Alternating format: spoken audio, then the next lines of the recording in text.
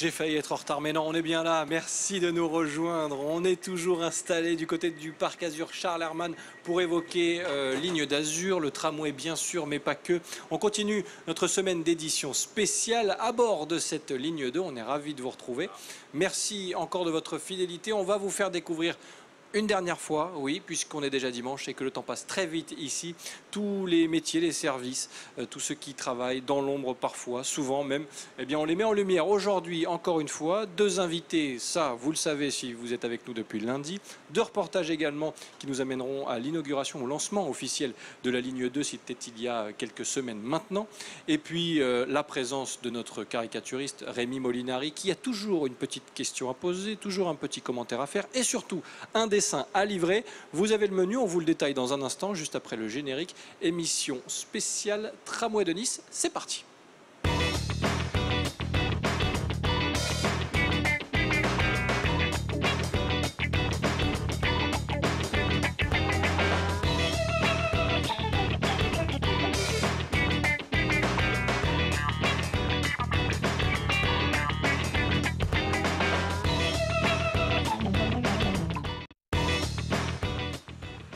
Soyez les bienvenus, on est ravis de vous retrouver, de terminer cette semaine avec vous, semaine spéciale, émission spéciale Tramway de Nice. On continue la route ensemble, j'allais dire, et oui, puisque on va faire un bout de chemin encore ensemble, on va passer la prochaine demi-heure pour essayer d'en savoir un petit peu plus sur ce tramway, sur cette ligne 2, sur Ligne d'Azur, le réseau Ligne d'Azur qui est à l'honneur encore une fois aujourd'hui, et ce sera le cas avec nos invités, car oui, deux invités aujourd'hui. Christophe Kaminski qui est directeur de production, il sera sur ce plateau dans quelques instants. Christophe est au bout de la rame, il va me rejoindre dans quelques minutes et avec lui on va aborder l'évolution finalement de ce réseau, des équipes et le fonctionnement de ces équipes du réseau Ligne d'Azur.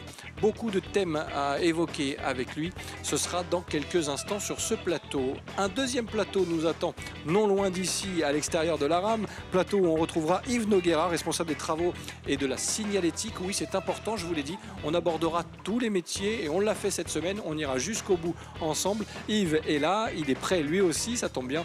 Dans quelques minutes, on ira le retrouver pour évoquer donc son métier, les équipes qui travaillent à ses côtés et donc toute la partie signalétique qui entoure le réseau Ligne d'Azur. Avant de saluer Rémi Molinari qui n'est pas très loin installé dans cette rame de tramway, on va également s'intéresser au reportage du jour et aujourd'hui, eh bien forcément, l'inauguration de cette ligne 2 du tramway, c'était le 28 juin dernier. Toutes les équipes d'Azur TV étaient mobilisées et vous avez pu le vivre sur nos antennes. On vous fait revivre ce moment incroyable avec le reportage du jour. Le deuxième sujet, lui, abordé par les reportages de la rédaction d'Azur TV, ce sera les échéances à venir, forcément, puisqu'on va parler d'avenir, évidemment. L'aventure est loin d'être terminée avec Ligne d'Azur. On l'évoquera aussi avec ce reportage. On va pouvoir démarrer cette émission, non sans saluer Rémi Molinari, caricaturiste incroyable qui m'a accompagné, fidèle au poste de pilotage, j'allais dire, ou de conduite. Comment ça va, mon cher Rémi? J'espère que c'est pas toi qui conduisais. Non. Je t'ai pas entendu, pardon. C'est pas toi qui conduisais là à l'instant. Ah non. Ben non, la rame est arrêtée. C'est ça. Bon, c'est plus prudent. Voilà, ben écoute, j'ai donc fait la connaissance de Christophe et Yves et qui repartiront avec leurs dessins. Très intéressant tout ce qu'ils vont dire. Donc on va parler de, je crois, de signalétique dans les stations. Et puis donc de production. Alors production, Christophe va nous expliquer ce que c'est. Mais je rebondirai, j'ai une question à lui poser tout à l'heure, en effet. Eh bien, tu sais que tu peux intervenir quand tu le souhaites dans cette émission, mon Rémi. Et bien sûr, bon, on t'a beaucoup fait travailler cette semaine, mais deux dessins, on est d'accord? Écoute, deux dessins, chacun aura son dessin en effet. Bravo, merci mon Rémi, merci d'être là et tu interviens quand tu le veux. Je te le rappelle, Christophe, directeur de production, est avec nous. En tout cas, il est au bout de cette rame, car oui, vous l'avez vu cette semaine, édition spéciale Tramway de Nice, un plateau de télévision installé au cœur d'une rame de tramway. C'est une première. Merci à Sébastien Lyotard et ses équipes d'avoir pu rendre tout cela possible. On va donc accueillir Christophe qui va faire les quelques mètres qui le séparent de ce fameux plateau. Il connaît cette ligne 2 presque par cœur, mais c'est peut-être la première fois qu'il la découvre dans ces circonstances. Soyez le bienvenu, installez-vous Christophe. Le micro est à vos côtés et merci d'être là déjà. Merci à vous pour ce studio un peu improvisé, mais très intéressant. Si on vous avait dit que la rame de la ligne 2 du tramway servirait de décor à une émission de télévision, je ne pense pas que c'était prévu au cahier des charges, mais pourquoi pas? On peut demander au constructeur, mais en tout cas, ça s'improvise plutôt bien. Bon, on s'en sort pas trop mal. Et ce qui se passe pas trop mal, c'est surtout ce réseau Ligne d'Azur et ce tramway qui a très vite été adopté par les Azuréens, les Niçois bien sûr, et les Niçoises en particulier. Un mot, puisque pour commencer, on va commencer par là. Quand vous regardez cette ligne 2 arriver, la ligne 1 existe maintenant depuis une dizaine d'années, vous vous dites quoi? Alors quand on l'a vu arriver, on a eu le temps de la voir arriver parce qu'on a vu les projets, les travaux, l'avancement. Quelque part, je pense qu'au début, on a toujours du mal à y croire. Et puis après, ça devient une réalité. Ça devient parfois une gêne pour les bus qui passent le long de la ligne. Donc on a des usagers qui du coup doivent patienter, ont des arrêts qui sont un peu dégradés, des temps de parcours qui sont un peu plus longs. Et puis à la fin, on commence à voir les rames arriver, on commence à toucher du doigt. Et là, on a quasiment tous, je pense, les larmes. Lorsque la première rame descend du camion et touche les rails, on est tous émus. Parce que c'est une vraie aventure. Ah, c'est une vraie aventure, c'est inventer quelque chose, inventer un nouveau système de transport, et puis c'est une mutation pour l'entreprise extraordinaire. Si je vous parle de la date qui arrive très vite, puisque demain nous serons le lundi 2 septembre, j'imagine que cette date résonne, puisqu'elle est, j'allais dire importante, capitale pour vous. Alors la date du 2 septembre est effectivement capitale. On parle beaucoup du tram depuis maintenant plusieurs mois, voire plusieurs années. Mais effectivement, derrière l'arrivée de la ligne 2, se cache une mutation profonde du réseau de transport, une mutation qui n'a pas été vécue depuis plusieurs années de manière aussi forte. Et en fait, à travers le tram, on a révolutionné les habitudes de déplacement d'une partie de la population. À travers le réseau, on va révolutionner celle de tous ceux qui empruntent le réseau. Est-ce que ça a révolutionné votre façon de travailler ou en tout cas les effectifs qui vous accompagnent? Alors, les effectifs ont effectivement quelque peu augmenté. Tout d'abord parce que le nombre de kilomètres, puisque c'est vrai qu'on parle de kilomètres, le nombre de kilomètres que font nos bus et nos tramways augmente. On va plus loin, plus tard, plus souvent, ce qui signifie qu'on a besoin de plus de conducteurs. Ouais. Plus de conducteurs, ça veut dire plus de régulateurs, c'est les personnels qui encadrent en temps réel le fonctionnement du réseau, plus de responsables, plus de mécaniciens, mainteneurs et autres, forcément. Mais ce qu'il faut dire aussi, c'est qu'un bus s'entretient, un tramway aussi. Par contre, le bus roule sur la route et ce n'est pas nous qui assurons la maintenance des arrêts, des rues, des poteaux de feu. Par contre, pour le tramway, c'est bien la régie Ligne d'Azur qui entretient le tunnel, les stations, les différents feux, la caténaire, donc ce qui permet de donner l'énergie au tramway, et toute une série de systèmes. Ça veut donc dire qu'on a besoin de plus de monde pour faire cela. Bon, et les équipes grandissent et on les a mis en avant pendant toute cette semaine. Un mot sur votre rôle, parce que c'est vrai qu'on n'est pas revenu dessus, mais directeur de production, concrètement, ça veut dire quoi? Alors, ça veut dire chef d'orchestre d'un bon millier de personnes, à savoir tous les conducteurs, tous les contrôleurs. Alors, c'est vrai qu'on les aime moins, mais ils sont quand même indispensables en fonctionnement du réseau. Tous ceux qui font fonctionner le réseau en temps réel, ceux qui sont en manette derrière le système d'aide à l'exploitation, et puis tous ceux qui maintiennent les rames, les bus et l'infrastructure. On a découvert plusieurs personnalités depuis le début de la semaine. On a donné la parole à beaucoup de personnes évoluant souvent dans l'ombre d'ailleurs de ce tramway, de ce réseau Ligne d'Azur.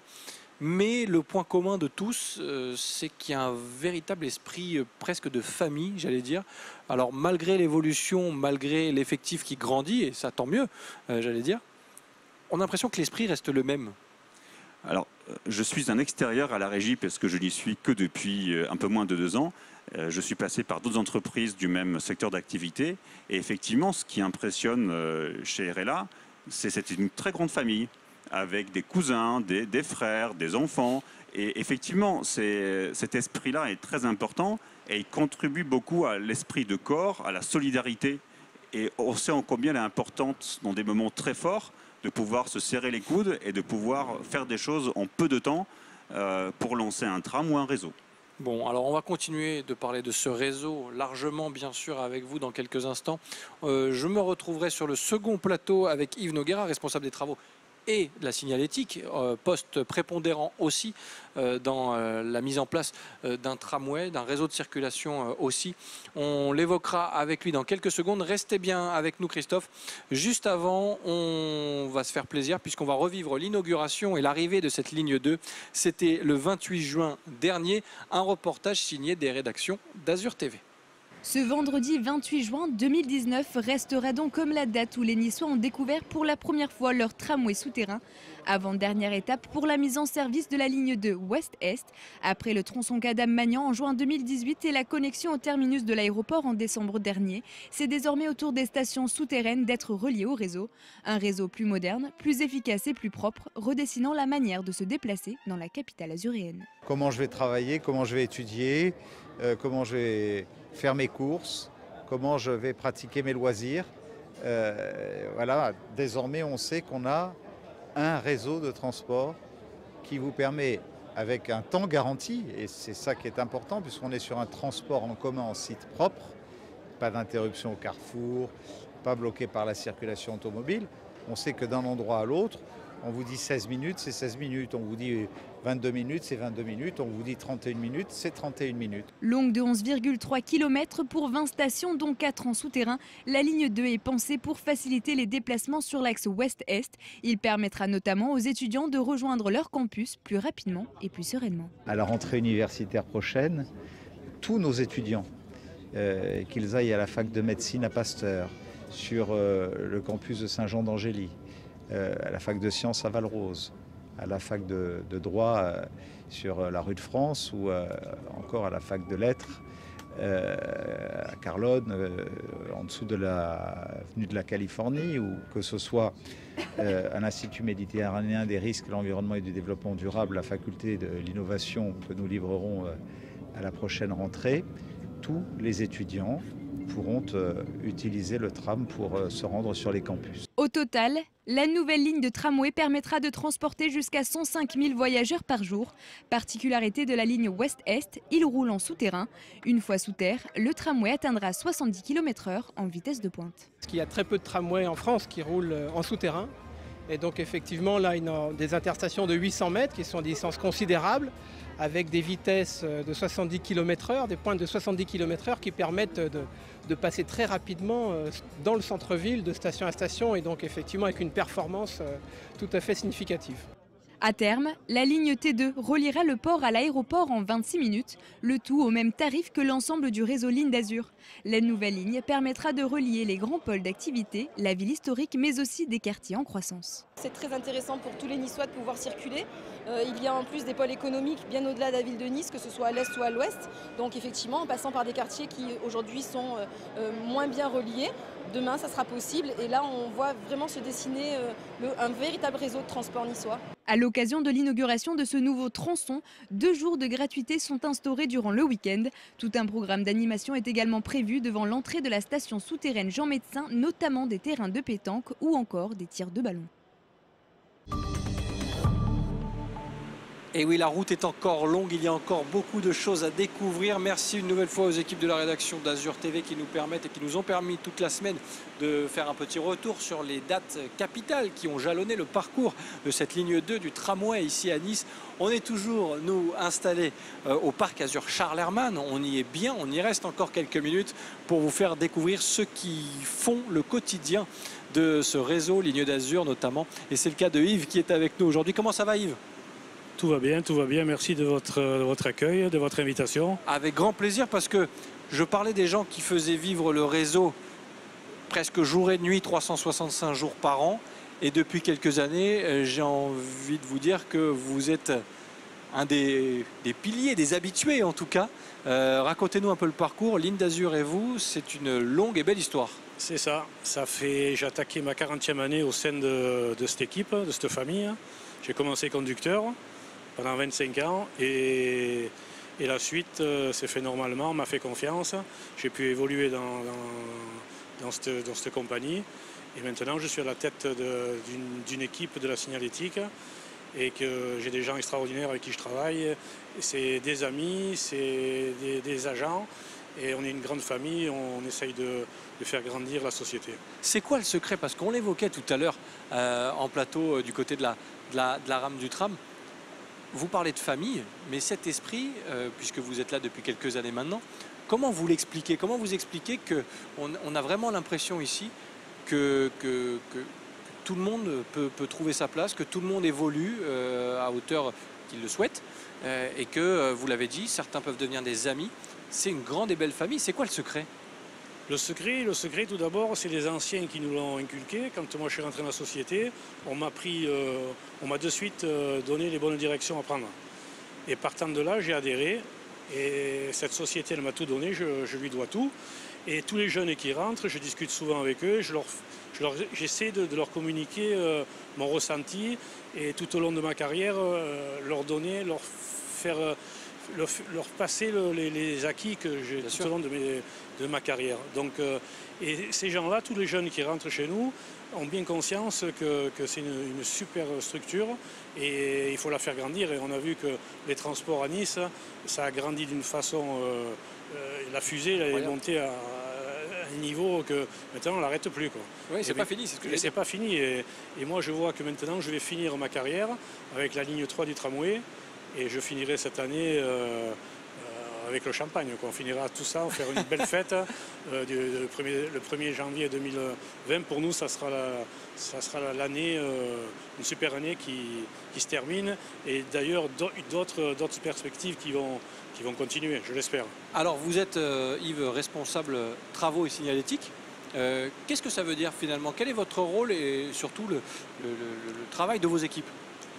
Alors moi, tout d'abord, je suis responsable des travaux, c'est-à-dire que moi, mon travail, je suis en relation avec la métropole, les services voirie, et j'ai des contacts à la métropole. Donc tout ce qui se passe sur le terrain, sur les plateformes bus et tramways, je fais remonter ça à la métropole pour faire des réparations de voirie. Tous les conducteurs qui nous donnent des signalements, moi, c'est mon travail d'agir au plus vite pour que le conducteur soit plus confortable, passe une journée moins chaotique, s'il y a des problèmes sur la chaussée, quand il y a des déviations, quand il y a des... Mais c'est du 24-24 finalement. C'est quasiment du 24-24, on m'appelle au téléphone, mais bon, ça me plaît, ça ne me dérange pas. Il y a les déménagements, bon là maintenant avec le tramway en souterrain, automatiquement les déménagements ça sera bien parce que les déménageurs, on ne sera plus bloqué parce que bon malheureusement il faut qu'ils travaillent. Alors un déménageur ça veut dire quoi? Un déménageur, des gens qui déménagent, surtout là en cette période. Ah oui d'accord. Oui, je pensais que vous parliez de vos activités. Non, les déménageurs, c'est un souci parce que bien souvent ils nous bloquent les artères. Ah d'accord. Et donc nous on est obligé de trouver la parade et dévier les bus. Bon maintenant avec le tramway souterrain, donc on va pouvoir tous travailler dans de bonnes conditions. Ça, c'est mon travail au quotidien. Deuxièmement, sur la signalétique, c'est un groupe de personnes qui sont tout le temps le matin, qui commencent à 7 h du matin jusqu'à 19 h le soir. Et on est là pour mettre de l'affichage, pour inviter nos usagers à avoir des informations en temps réel, des déviations de bus, des accidents, tout ce qui est affichage horaire et plan de ligne. Accidents sur la voirie avec des abribus endommagés, tout ça, c'est moi qui fais partir mes équipes et on arrive à essayer de mettre de l'ordre à ce niveau. J'ai 15 personnes à l'année, donc c'est des agents qui sont par deux et qui sont dans la ville, à l'ouest, à l'est, au nord. Et comme vous, ils ont une obligation de réactivité immédiate, j'ai envie de dire. Immédiate. Dès qu'il y a un souci, le PCC m'informe. Moi, j'appelle mes deux responsables qui sont basés aux côtes et eux, ils diffusent de suite l'intervention et l'intervention est faite en principe dans les 30 minutes, c'est fait. Ouais. Donc voilà. Ça, c'est le travail de mes équipes. Donc ça part tout du côte, les affichages, la sérigraphie, tout ça, ça part tout de chez nous. J'ai une super équipe, d'ailleurs je tiens à les remercier. Et vous pouvez. Que sans eux, je ne serais rien du tout. Et ils sont toujours à l'écoute. Et en plus, cette année, c'est une année un peu spéciale. On leur a supprimé les vacances d'été puisque la ligne 2, le nouveau réseau arrive au mois de septembre. Donc ils ont pris conscience que pour eux, c'est hyper important. ben, ça leur a pas fait de... Tout le monde a joué le jeu. Tout le monde a joué le jeu. C'est pour ça que on tire la même corde. Bien sûr. Voilà, dans cette famille des traminots, on a toujours tiré la même corde et c'est pour ça que ça nous fait avancer et qu'on est heureux de venir travailler. Moi, je viens de travailler le matin, j'ai toujours la banane. Hein. C'est rare que, bon, sauf qu'on... Et pourtant, il va falloir s'arrêter mais bientôt. voilà, il va bientôt, voilà, je finis l'année en beauté et l'année prochaine, je pense que je vais laisser la place aux jeunes et je partirai à la retraite. Et je partirai à la retraite avec... le sentiment du devoir accompli. Voilà. Ouais. J'ai commencé conducteur de bus et là maintenant je conduis un tram, j'ai passé mes habilitations, tout ça, et c'est pour moi quelque chose de super, quoi. Bon, 2 derniers mots pour conclure. Yves, vous l'avez dit, ce réseau de transport niçois, il a explosé, il est devenu incroyable. Incroyable. Quand vous regardez un petit peu tout ce qui s'est passé, si vous deviez résumer cette évolution, vous me diriez quoi? Moi je dis que le transport à Nice, ça a été une explosion, hein, ça a été vraiment une explosion. À l'époque, quand je suis rentré, il y avait 450 employés. Là, on est 1004, 3 lignes de tramway. La pollution, quasiment, elle va disparaître. On voit la fluidité du transport à Nice par rapport même nos lignes ne sont plus perturbées comme avant. Les automobilistes, les Niçois et les Niçoises, déjà, je pense qu'ils circulent mieux dans Nice. Bien sûr. Donc c'est déjà un confort pour tout le monde, je veux dire. Et je pense que ça va continuer. Maintenant, reste à savoir si on va essayer de faire le centre de Nice, piéton, tout ça, pour aérer vraiment la ville. Bon, la ville est déjà magnifique. Chaque chose en son temps. Voilà, on ne va pas brûler les étapes. Mais Exactement. le transport, pour finir, ça a été, c'est vraiment une belle opération d'avoir, dans toutes ces années, avoir fait progresser au fur et à mesure. Et maintenant, on arrive qu'on a des trains qui circulent dans Nice, c'est magnifique.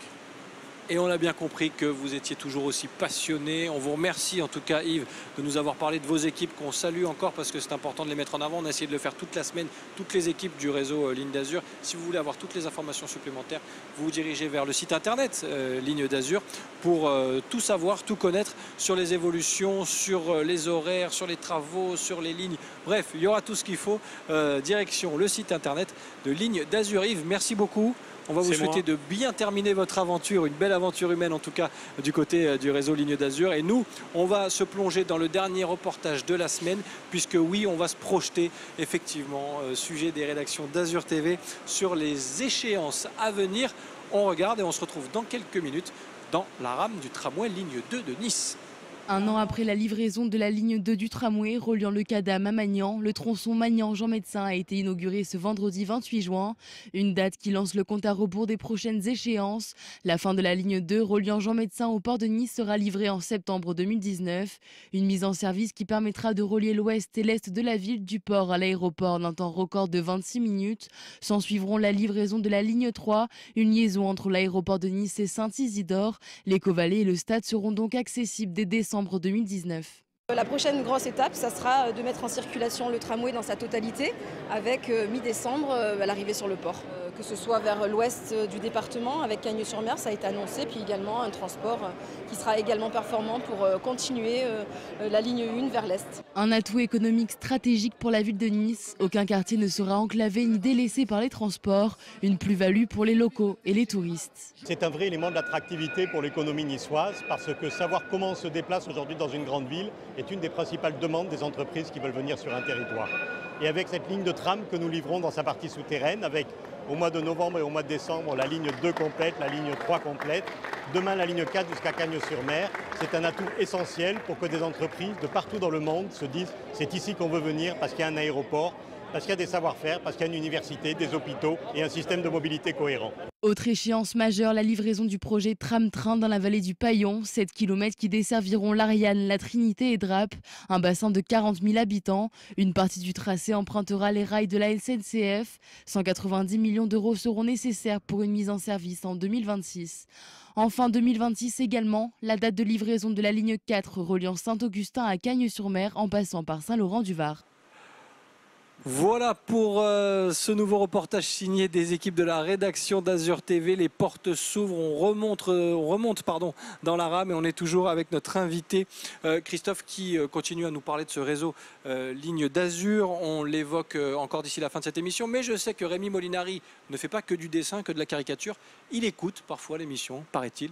Et il a même des questions à poser. Est-ce que c'est le cas aujourd'hui, mon cher Rémi? Tu me le dis. Tu m'entends? La mise en scène. Oui, voilà. Bravo Rémi.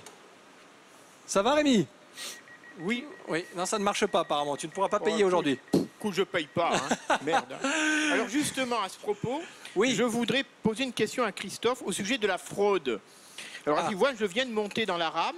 Bon, apparemment, l'appareil ne marche pas. Mais supposons que je monte dans cette rame, je ne paye pas.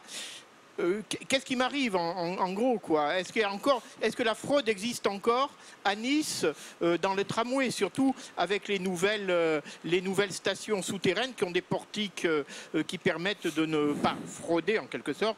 Et moi, pauvre fraudeur, qu'est-ce que je risque? Qu'est-ce qu'il risque, Rémi Molinari? Qu'est-ce qu'il risque? Il risque gros. Eh oui. Tout d'abord, je pense qu'il faut le dire, la fraude représente un manque à gagner pour les transports. Qui s'élève à plusieurs millions d'euros pour la métropole. Donc ce qui risque, c'est effectivement d'avoir des bus plus vieux, moins d'innovation, moins de nouveaux systèmes qu'on peut se payer parce qu'on gagne moins d'argent, tout simplement. C'est la première chose. Ensuite, qu'est-ce qu'il risque? Il risque 100 euros d'amende, tout simplement. Ça fait cher le trajet? Ça fait un petit peu cher le trajet si on le compare au 1 euro du ticket qu'on peut tous payer au distributeur en prenant un 10 voyages.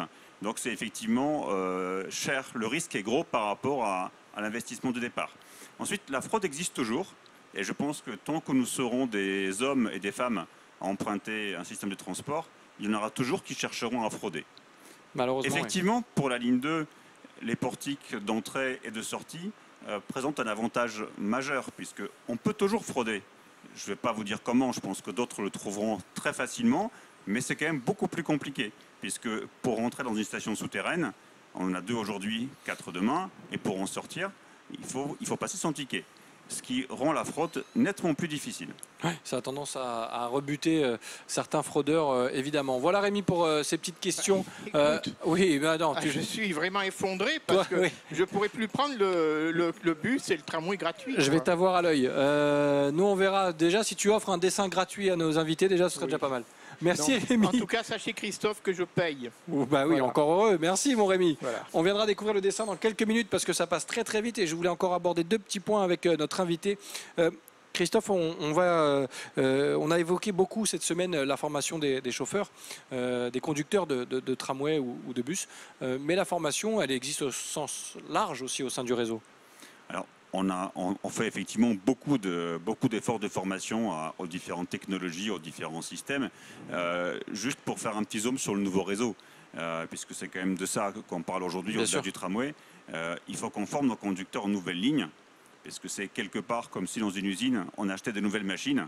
On leur demande d'utiliser des nouvelles machines. Mais il n'y a pas que les conducteurs, puisque tous ceux qui vont intervenir, les équipes d'IF par exemple, il faut aussi qu'ils connaissent le réseau. Les équipes de contrôle, on en parlait, qui vont sur le réseau non seulement pour contrôler, mais aussi pour sécuriser les trajets, pour intervenir en cas d'accident, d'incident. Et eux aussi, il faut qu'ils connaissent le réseau. Tous ceux qui interviennent pour dépanner, alors c'est moins drôle, mais ça peut arriver aussi. Il faut qu'ils connaissent le réseau. Donc on a un effort de formation sur ce réseau. Et j'oublie surtout tous ceux qui donnent des renseignements sur le nouveau réseau. Il faut aussi qu'ils le connaissent. Donc on a depuis plusieurs mois maintenant des actions de formation pour faire découvrir le réseau, certes sur le papier, mais des actions assez conséquentes. Et je voulais qu'on termine et qu'on laisse le mot de la fin, en tout cas que le mot de la fin soit consacré à une opération qui s'appelle Tous sur le pont. Est-ce que vous pouvez nous en dire un petit peu plus? Eh bien oui, c'est l'opération qui va commencer très bientôt, donc dans quelques heures. C'est qu'à partir du 2 septembre, avec ce nouveau réseau, donc dès 4 heures demain, il y aura des personnels sur le terrain parce que aujourd'hui, les meilleurs ambassadeurs du réseau et ceux qui répondent aux plus de questions sont nos conducteurs. Mais imaginez si à chaque arrêt de bus, chaque conducteur a plusieurs personnes auxquelles il faut qu'il réponde. Le temps de trajet va s'allonger. Il n'arrivera jamais à l'heure, en effet. Et puis, il y aura des questions auxquelles il n'aura pas forcément la réponse. Bien sûr. Donc, nous mettons en place pour plusieurs jours.